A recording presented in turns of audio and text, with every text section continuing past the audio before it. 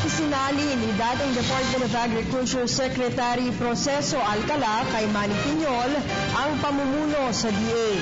Kasunod nito, tiniyak naman ni Secretary Piñol na gagawin niya ang lahat para masiguro lamang na may sapat na mapagtutunan ng pagkain ng bawat Pilipino. Si Jervis Manahan sa detalye. Magkasamang humarap sa mga empleyado ng Department of Agriculture ang dalawa nilang kalihim, si ngayong former Secretary Proceso Alcala at ang bagong kalihim na si Manny Piñol.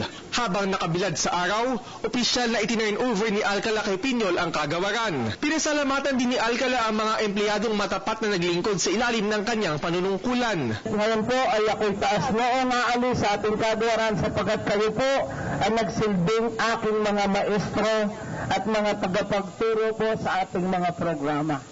Maraming salamat po.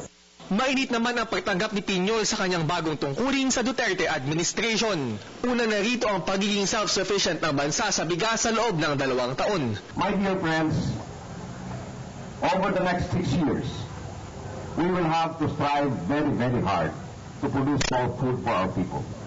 You have to understand that our country has a population growth of 1.9% every year. Magkakaroon daw ng radical realignment sa pananaw ang ahensya. Puna kasi niya, mas malaki ang ginagastos ng Department of Agriculture sa farm-to-market roads kumpara sa rice production nitong mga nagdaang taon. Giit ni Piñol, hindi raw niya prioridad ang farm-to-market roads. Mas pagtutuunan daw niya ng pansin ang pagtatanim ng palay. Pinangako rin niya na magiging malinis mula sa korupsyon ang ahensya sa ilalim ng kanyang pamamahala. Pero nagpaharing na hindi naman niya kakasuhan ang mga dating opisyal. I was not appointed Secretary of Agriculture to persecute or prosecute anybody. That is not my job. My job is to produce food for the Filipino people. Kasabay nito, ipinakilala na rin niya ang mga bagong mamumuno sa kanyang departamento. Na-retain si Fred Serrano at Bernadette Huyat sa kanilang mga posisyon, pero ipinakilalang bagong undersecretary sina Evelyn Lavinia, Rani Baydilangalen, Eduardo Gongona at Ferdinand Piñol.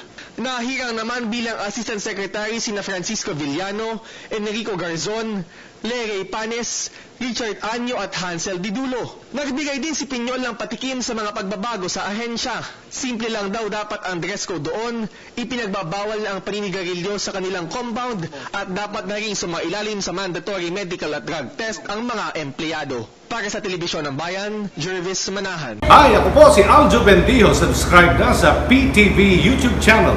I-click lang ang subscribe button.